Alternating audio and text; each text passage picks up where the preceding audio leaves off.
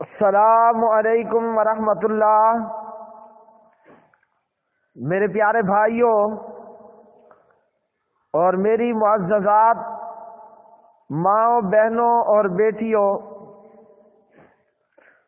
بلوغ المرام کتاب الطہارہ سبق نمبر ہے 6، سبق نمبر 6۔ بسم اللہ الرحمن الرحیم۔ عن ابی ہریرہ رضی اللہ تعالی عنہ قال قال رسول اللہ صلی اللہ علیہ وسلم اذا وقع الذباب فی شراب احدکم فلیغمسه ثم لینزعه فإن في أحد جناحيه داء وفي الآخر شفاء۔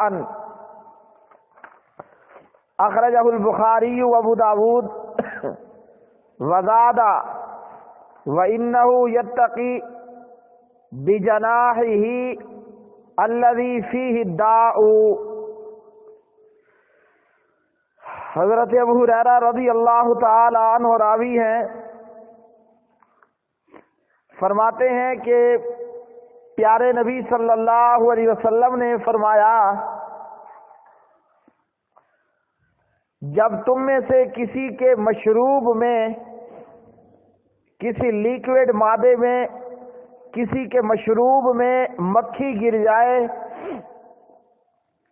تو مکھی کو ڈبکی دے کر نکالنا چاہیے، کیونکہ مکھی کے ایک پر میں بیماری ہے اور دوسرے پر کے اندر شفا ہے۔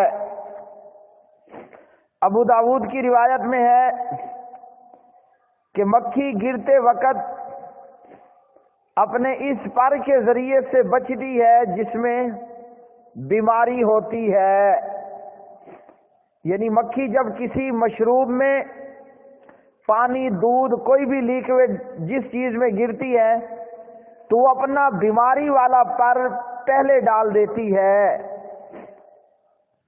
تو پیارے نبی صلی اللہ علیہ وسلم کی حدیث سے ہمیں یہ معلوم ہوا کہ مکھی کے ایک پر کے اندر وائرس اور دوسرا پر اینٹی وائرس ہے۔ مکھی کا ایک پر جو بیماری ڈالتا ہے، اور جب اس کو ڈبو کر نکال لیا جائے گا، ہلکا سا ڈبونے کے بعد اس کو نکال دیا جائے تو جو اس کا دوسرا پر ہے وہ اینٹی وائرس کا کام دیتے ہوئے ڈالے ہوئے جراثیم کو اٹھا لیتا ہے، ختم کر دیتا ہے۔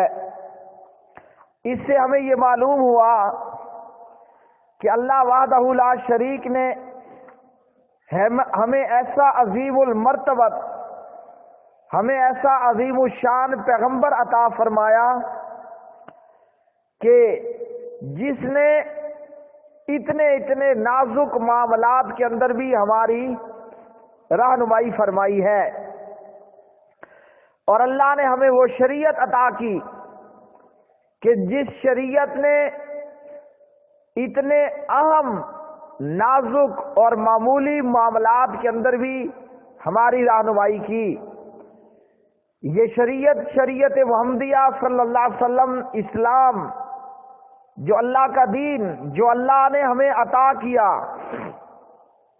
قرآن اور پیغمبر اسلام محمد الرسول اللہ صلی اللہ علیہ وسلم کی سیرت، سنت، حدیث، آپ کے اسوہ حسنہ کی صورت میں، یہ وہ دین ہے لیلھا کنہارھا، جس کی رات بھی دن کی مثل روشن ہے۔ دین اور دنیا کے کوئی معاملات ہوں، کوئی سا بھی معاملہ ہو، وہ دن میں ہو، وہ رات میں ہو، وہ صبح میں ہو، وہ شام میں ہو، وہ اندھیروں کا معاملہ ہو یا روشنیوں کا معاملہ ہو، جینے کا ہو یا مرنے کا ہو، خوشی کا ہو یا غم کا ہو، ہر معاملے میں اسلام ہماری رہنمائی کرتا ہے۔ اور ہماری بدقسمتی یہاں سے شروع ہوتی ہے کہ ہم نے اسلام کو پڑھا ہی نہیں، اسلام کو پڑھنے اور سمجھنے کی کوشش ہی نہیں کی، اور اسلام پر عمل کرنے کی کوشش ہی نہیں کی۔ آج بڑے بڑے امریکی سائنسدان جنہوں نے سال ہا سال کی تحقیق کے بعد ہمیں یہ بتلایا کہ مکھی کے ایک پر کے اندر وائرس ہے، دوسرا پر اینٹی وائرس ہے، یہی بات ہم کلمہ پڑھنے والوں کے پیغمبر محمد الرسول اللہ صلی اللہ علیہ وسلم نے ہمیں روز اول بتا دی تھی کہ مکھی کے ایک پر کے اندر بیماری ہے اور ایک کے اندر شفا ہے۔ تو یہ صرف ایک مثال ہے میرے پیارے بھائیوں۔ اگر ہم اللہ کے دین پر عمل کرنے والے بن جائیں، اگر ہم قرآن اور حدیث کو پڑھنے والے بن جائیں، اور اگر ہم قرآن اور حدیث کو سمجھنے والے بن جائیں، قرآن اور حدیث کو اپنی زندگیوں میں لے آنے والے، نافذ کرنے والے، قرآن اور حدیث کو اپنی زندگیوں کا لائے عمل بنا لیں، اپنے عمل کا حصہ بنا لیں قرآن حدیث کو، تو ہمیں کیا کیا دنیاوی اور اخروی فائدے حاصل ہوں۔ تو یہ صرف ایک حدیث کہ مکھی گرتے ہوئے اپنے گندے پر کی طرف سے گرتی ہے، اور اس کا دوسرا پر جو ہے وہ اس کے اندر شفا ہے۔ تو جب مکھی گر جائے اس کو ڈبکی دے کر نکالو، تاکہ جو اس کا اینٹی وائرس سسٹم ہے وہ اپنا کام کرتے ہوئے وائرس کو جو ہے وہ اٹھا لے۔ اب یہی معاملہ جس طرح مکھی کے متعلق پیارے نبی نے فرما دیا کہ مکھی کسی چیز میں گرے تو اس کو ڈبکی دے کر نکال لینا ہے، مکھی کے اوپر قیاس کرتے ہوئے ہر ایسی چیز کہ جس کے اندر جسم میں بہنے والا خون موجود نہ ہو، اس کا حکم مکھی کے حکم کے جیسا ہوگا، وہ شاہ شہد کی مکھی ہو یا بھیڑ وغیرہ ہو یا اسی طرح کی دوسری چیزیں۔ تو نبی صلی اللہ علیہ وسلم نے ہمیں یہ تعلیم دی ہے۔ اب ان مسلمانوں کے لیے بھی لمحہ فکریہ ہے، سوچنے کا مقام، جو کہتے ہیں کہ جناب تقلید ضروری ہے۔ کیوں بھائی؟ اسلام نے جن معاملات میں ہماری رہنمائی نہیں کی، ہمیں تقلید کرنا پڑے گی۔ الحمدللہ اسلام نے ہر معاملے میں ہماری رہنمائی کی۔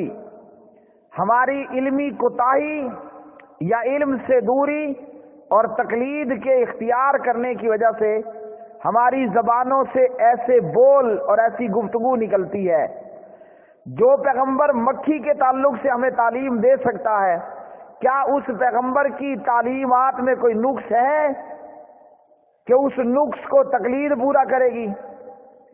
اب جب کہا جاتا ہے اور مقلدین کی طرف سے باقاعدہ یہ اعتراض ہوتا ہے اہل الحدیث پر کہ جناب اگر لیکوڈ میں، مشروب میں، پانی میں، دودھ میں، چائے میں اگر مچھر گر جائے تو پھر اس کی حدیث دکھاؤ، اور اگر اس میں بھیڑ گر جائے تو وہ اس کی حدیث دکھاؤ، اگر شہد کی مکھی گر جائے تو اس کے لیے حدیث لے کر آؤ۔ یہ تمام اعتراضات کرنے کا مقصد کیا ہے؟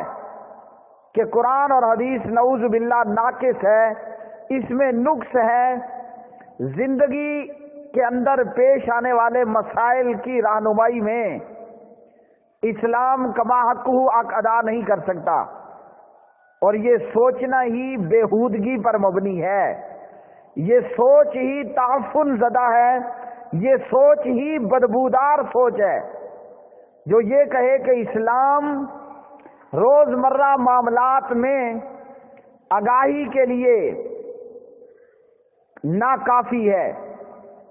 ہم مکھی پر قیاس کرتے ہوئے مچھر کے لیے یہی حکم اور بھیڑ کے لیے یہی حکم، اور ہر وہ جانور جس کے اندر بہنے والا خون موجود نہ ہو اسے مکھی پر قیاس کریں گے۔ اب اہل حدیث پر اعتراض آئے گا کہ جناب آپ کے تو دو اصول ہیں، اطیع اللہ و اطیع الرسول، یہ قیاس کا سہارا کیوں لے رہے ہو؟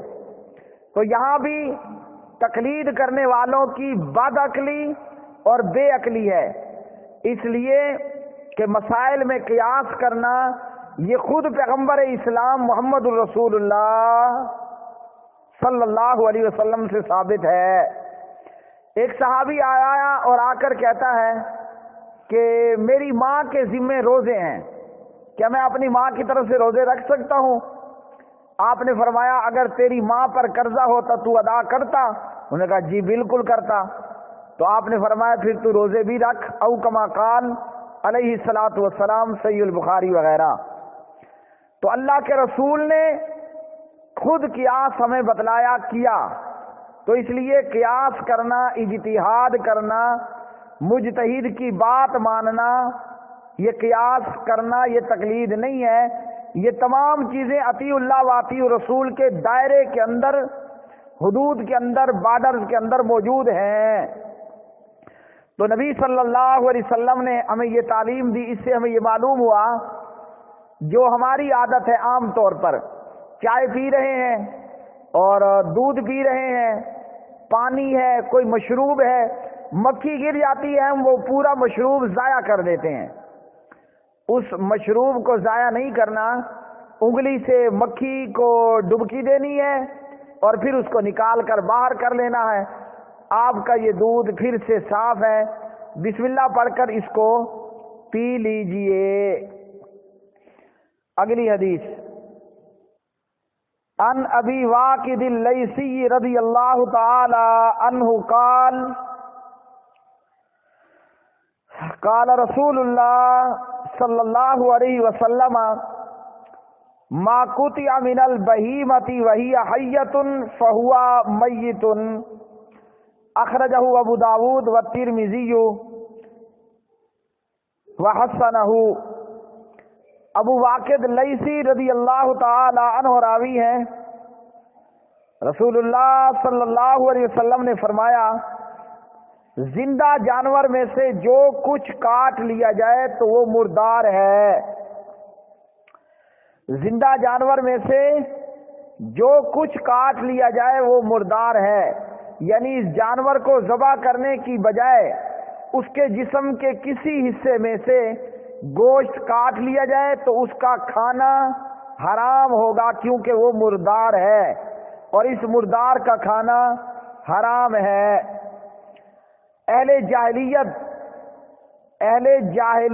جاہلیت کے معاشرے میں پبلک زندہ جانوروں سے کچھ گوشت کاٹ کر کھا لیا کرتے تھے۔ جانور کو ذبح نہیں کرنا، بلکہ کوئی حصہ پسند آیا، جانور کے حصے میں سے وہ گوشت کاٹتے اور اس کو کھا لیتے تھے۔ اس حدیث میں اس عمل بد کا رد کیا گیا ہے اور یہ بتایا گیا ہے کہ ایسا کاٹا ہوا گوشت مردار اور پلید ہے اور اس کا کھانا حرام ہے۔ ہمارے ہاں ہند و پاک میں بعض جانوروں کی چربی حاصل کرنے کے لیے اور اس چربی سے پھر تیل بنا کر وہ مختلف چیزوں میں استعمال کیا جاتا ہے، چاہے وہ بطور دوائی استعمال کیا جائے یا بطور مالش۔ ایک تو یہ عمل اپنی جگہ پر گندا عمل ہے کہ جانور کو ذبح کرنے کی بجائے اپنا مطلوبہ حصہ، اس جانور کے وجود میں سے مطلوبہ حصہ زندہ جانور میں سے ہی کاٹ لیا جائے۔ ایک تو یہ عمل درندگی پر مبنی ہے کہ کسی جانور کے ساتھ یہ معاملہ نہیں کرنا، یہ درندگی ہوگی۔ جانور کے جس حصے کا گوشت چاہیے پہلے اس جانور کو بسم اللہ اللہ اکبر کر کے ذبح کیجئے، پھر اس کے بعد جہاں سے مرضی آئے آپ اس کے گوشت کو ٹکڑا کیجئے، کاٹیے اور کھائیے۔ تو زندہ جانور کے جسم میں سے چربی یا گوشت نہیں کاٹنا۔ دوسرا اس حدیث سے یہ معلوم ہوا اگر کوئی ایسا کرے گا تو وہ گوشت اور وہ مطلوبہ چیز مردار ہوگی، اس کا کھانا حرام ہوگا۔ ہمارے ہاں ہند و پاک میں ہم نے دیکھا کہ لوگ سانڈے کی چربی حاصل کرنے کے لیے زندہ سانڈے کا پیٹ چیر دیتے ہیں، زندہ سانڈے کا پیٹ چاک کر کے اس کے پیٹ کے مخصوص حصے میں سے چربی نکالی جاتی ہے، وہ پھر کمر درد میں اور گھٹنوں کے درد میں، جوڑوں کے درد میں اس کو مریضوں کے استعمال کرنے کے لیے دی جاتی ہے۔ تو زندہ جانور کے وجود میں سے گوشت کاٹا جائے، زندہ جانور کے وجود میں سے چربی نکالی جائے تو یہ چیز مردار ہوگی اور اس کا کھانا حرام ہوگا۔ اگر کوئی ایسی چربی، ایسی مردار چربی اپنے جسم پر لگائے گا تو نماز وضو کے لیے اس کو وہ متاثرہ حصہ اچھی طرح دھو کر صاف کرنا ہوگا۔ اور دوسرا یہ کہ جیسے جاہلیت میں لوگ زندہ جانوروں کے گوشت کے کچھ حصے کاٹتے تھے، مسلمان نے ایسا کوئی کام نہیں کرنا، اس قسم کی درندگی کا مظاہرہ نہیں کرنا۔ ہاں اگر کسی کو سانڈے کی چربی چاہیے تو سانڈا حلال ہے، جیسا کہ آگے بلوغ المرام کتاب العتیمہ میں ہم حدیث انشاءاللہ اللہ مستوی علی العرش کے فضل و کرم سے اور اس کی مدد سے پڑھیں گے انشاءاللہ۔ تو اگر سانڈے کی چربی چاہیے، پہلے سانڈے کو ذبح کر دیا جائے، پھر اس کا آپ کی مرضی ہے، اس کا گوشت کھائیں، اس کی چربی نکالیں اور اپنا کام چلائیں۔ تو نبی صلی اللہ علیہ وسلم نے اس حدیث میں یہ ہمیں فرمایا کہ زندہ جانور میں سے جو کچھ کاٹا جائے گا، جو کچھ کاٹ لیا جائے گا وہ مردار ہوگا، اس کا کھانا حرام ہوگا۔ تو ان حدیث سے ہمیں یہ معلوم ہوا مکھی اگر مشروب میں گر جائے اس کو ڈبکی دے کر نکال لیجئے، ایک پر میں بیماری ہے اور دوسرے میں شفا ہے۔ اور اسی طرح زندہ جانور کے جسم میں سے کچھ گوشت نہیں کاٹنا، کوئی چربی نہیں نکالنی، ہاں یہ کہ اس کو پہلے باقاعدہ ذبح کیا جائے، پھر حلال جانور کا گوشت آپ ذبح کے بعد جہاں سے مرضی آئے کھا سکتے ہیں۔ بلوغ المرام کتاب الجامع بلوغ المرام کتاب الطہارہ سبق نمبر 6 تھا۔ اللہ مستوی علی العرش سے دعا ہے کہ اللہ سبحانہ و تعالی احادیث کو بیان کرنے، یاد کرنے، عمل پیرا ہونے کی توفیق عطا فرمائے اور ہر اچھے کام کو اللہ سبحانہ و تعالی پائے تکمیل تک پہنچائے۔ وما علینا الا البلاغ المبین۔